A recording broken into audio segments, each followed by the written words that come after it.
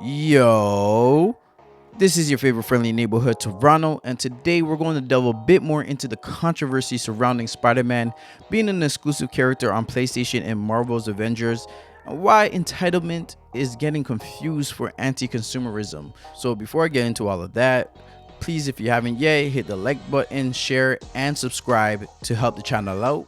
Now, for the vacuum I'm in, the loudest voices and debates I get into are really with the Xbox fanboys. While there are PC gamers and neutralists who aren't thrilled about the recent announcements either, there has been no group that has gone harder at this than the Xbox fanboys that I've talked to. So I'm going to use Microsoft as a company to illustrate my point, but it could be interchanged with Sony or any other company really where it fits. But essentially, Microsoft's main goal is, as a business, not a charity or non-for-profit, but as a business, is to make profit first and foremost. Like, they don't care about trying to make Apple money. They certainly don't care about trying to make Sony any money. They make products, services, and decisions off of that simple premise. Like, will it make us as a company money? Sony is no different. I'm telling you that right now. Like, they make products, services, and decisions on that same premise that will it make them a return on their investment. So when it comes to these companies selling consoles at a loss, that's not because they care about us and we deserve these consoles on the low. They do it because they know that the majority of people are not going to buy these consoles at the large install base that they really want us to do it at. Like, this means there will be less people engaging in their ecosystem, as in buying games, buying movies, or even purchasing subscriptions to their specific services. And this is what really matters to them, as they have larger profit margins on those things and then can also make a recurring revenue on it. So it's really no surprise that Microsoft has turned a lot of their products into subscriptions. Like, these companies' jobs, first and foremost, is to please their consumers. Again, just in case if you never heard it the first time, their primary goal, besides making money, is to please their consumers. Not Sony's consumers, not Google's consumers, certainly not Walmart's consumers, but their own consumers. And then what the problem is that people are entitled, and their entitlement makes them think that they're owed something from companies that they're not even consuming in or consuming from. Like, Sony doesn't owe Microsoft's customers anything, and vice versa. People legit forget that these companies are in competition with one another. Their duty is to their own customers, so when they make decisions that adversely affects their consumers in the ways that kind of greatly outweighs the benefit to the company, you could then start shouting, oh, yo, that's anti-consumer, right? So let's say, for example, you were subscribed to PlayStation Now or Xbox Game Pass, and you were paying $10 a month, and then 2 years down the road, Microsoft and Sony increases the prices of those services to $25, right? With no change in the service. You're getting the same thing. And honestly, that's just a legit problem that I have with these services, as you're now locked in with your progress, save files, and the community. So sometimes you might even feel pressure to pay the increased prices, or you're just going to lose everything that you spend so much time investing in. So now this is a perfect example of a company being anti-consumer, where their decisions are now negatively impacting the consumers that engage with their ecosystem, that pay them hard-earned money, right?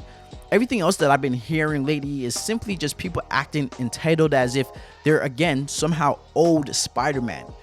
Even when Marvel's Spider-Man was exclusive on PlayStation, people were crying, oh, anti-consumer. But yo, Sony was approached by Marvel to make a Marvel game, and then went to Insomniac, who then chose to make Spider-Man, and then Sony funded the game. Why would Sony then give that to people who are not engaged in their business? Like, there's two choices they could have made.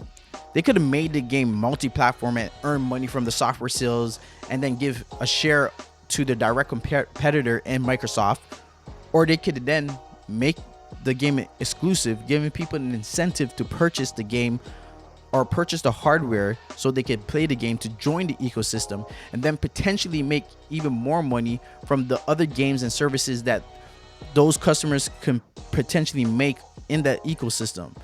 So Yes, you can say it sucks for Xbox and PC gamers, even Nintendo gamers, that Spider-Man is only on PlayStation. But then you can say that about Mario, Zelda, Halo, Pokemon, Gears of War. But that's not those companies being anti-consumer. They're a competitor in a competition with each other for our hard-earned dollars. And then they're trying to make a competitive edge for themselves by giving consumers an incentive to why their ecosystem is the best place to play. There's obviously pros and cons to each console manufacturer. So people need to stop with the entitlement that they have, and need to stop with the thought that these companies should be appease them even beyond all rationalization. But for a company to go and put deals in place to ensure their consumers have extra content is a pro-consumer thing for them. Like the same way the experience of playing Mario Odyssey was pro-consumer for a Nintendo customer, but it's just an inconvenience for non-Nintendo gamers looking to play the game, not anti-consumer to those people that couldn't. For me to enjoy all the games I want, yes, of course it would be convenient to have it all in one place. But because it isn't, that doesn't make it anti-consumer, because it is an inconvenience for me to have multiple consoles or not have the financial ability to have multiple consoles. It sucks, of course, yes. But that's where it ends for me. It's not like I'm gonna go raise hell at Microsoft or Nintendo or Sony or any of these developers as if they actually owe me something I'm entitled to, which I'm not. Like, these companies aren't charities, so I'm not expecting charitable actions. As a paying customer, all I do expect is that they give me quality service or a quality product and quality content, right? If you guys agree with me, let me know in the comments. If you disagree with me, let me know down in the comments.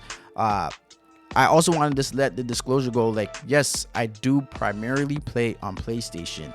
I am not a PlayStation fanboy. I am a PlayStation fan.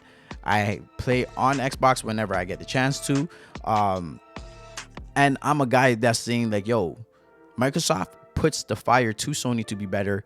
Sony puts the fire to Microsoft to make them do better. Nintendo is in their la la land doing whatever they do, but it works for them. And I love the fact that Nintendo exists, because they're probably the biggest company that exists solely to make games. But again, tell me what you guys think. And thank you for those who made it through to the end of this video. Please share, like, and subscribe. Hit the bell notification so you don't miss any of the new videos that get posted. It really does a lot in helping me grow this channel. I will have all the details on where you can follow everything Toronto in the description. So that's everything for now. So it's not bye. Bye. See you later on the next one. And I'm out.